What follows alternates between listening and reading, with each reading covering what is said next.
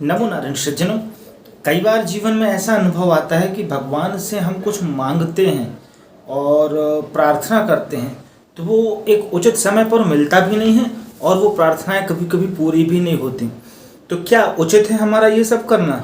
मांगना भगवान के सामने हमारा जाना उचित है अथवा कोई प्रार्थना करना भगवान के सामने हमारा उचित है?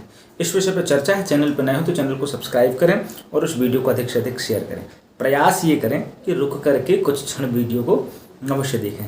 सज्जनों, जानकारी ना कब किससे कहाँ कैसे माध्यम में किस रूप में मिल जाए ना, इसका किसी को कुछ अंदाज नहीं प्रभु, ठीक है ना। तुलसी या संसार में सबसे मिलियो धाय, न जाने किस रूप में नारायण मिल जाए।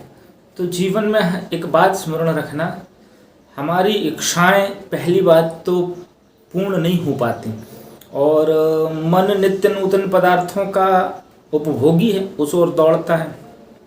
आज एक इच्छा प्रबल है, उसी क्षण दूसरी इच्छा प्रबल हो जाएगी। बच्चों को मार्केट में ले जाओ महाराज, तो एक खिलौना पसंद आता है, उसके आगे यदि कोई और बढ़िया खिलौना तो उसको वो भी पसंद आ जाता है। तो पहली बात तो ईश्वर के हम सब बच्चे हैं, यहाँ हमारी इच्छाएँ कभी ख़त्म नहीं होंगी और संकीर्ण रहती हैं। थोड़ा बहुत मिल जाए तो तुरंत इच्छाएँ बदल जाती हैं। पहला तो ये कि हम एक कनेक्शन भगवान से रखें, हम भगवान से जुड़ने का प्रयास करें। जब जुड़ जाएंगे ना तो ये मांगने की समस्या और मिलने के बाद की समस्या का सामना हमको नहीं करना पड़ेगा। मेरे अनुभव से तो मांगना उचित नहीं है। पहली बात, प्रार्थना करना उचित है।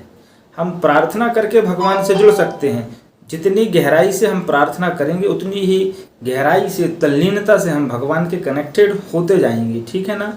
और हमसे ज़्यादा हमारी चिंता ना उसको है, उसको एक एक क्षण का प्रतिक्षण का हमारा अनुभव है कि हमारे लाल को, हमारे बच्चे को किस चीज़ से हानि है और किस चीज़ से मुनाफा है, कौन चीज़ सुटेबल है और कौन चीज़ नुकसानदायक है, ये हमसे भली भांति जानता है महाराज।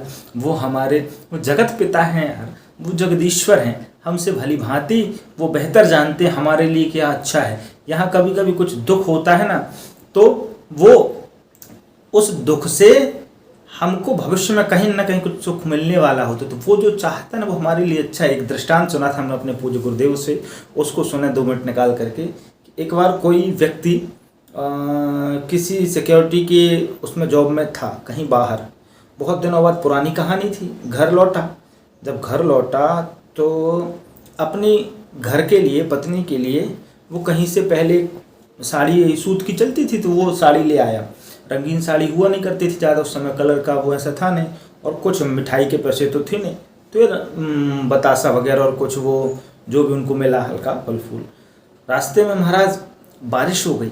अब जब बारिश हो गई तो वो पूरी रास्ते भगवान को कोसता हुआ है कि भगवान 6 महीने में तो मैं घर जा रहा हूँ, जो थोड़ा सा एक सूत का कपड़ा बना पत्नी के लिए साड़ी रूप में वो लेके जा रहा हूँ, कुछ बतासे रख लिए, कुछ फल फूल रख लिए, थोड़ा बहुत ये लेके जा रहा हूँ, ऊपर से बारिश करा दी, कुछ नहीं बचा, सब खराब हो गया, साड़ी खराब हो गई, बारिश घुल गई, साड़ी में मिल गए तो वो एक चिपका सा हो जाता है पूरा, वो फल फूल सब घुल, कुछ नहीं बचा। तूने बड़ी निर्दयता दिखाई प्रभु गरीब के साथ और तूने अन्याय किया। देखो आगे जब वो गया तो वहाँ कुछ डाकू उसके ताक में बैठे थे, लुटेरे रहते थे, पहले समय की बात है, जहाँ जैसी व्यवस्था मिल जाए।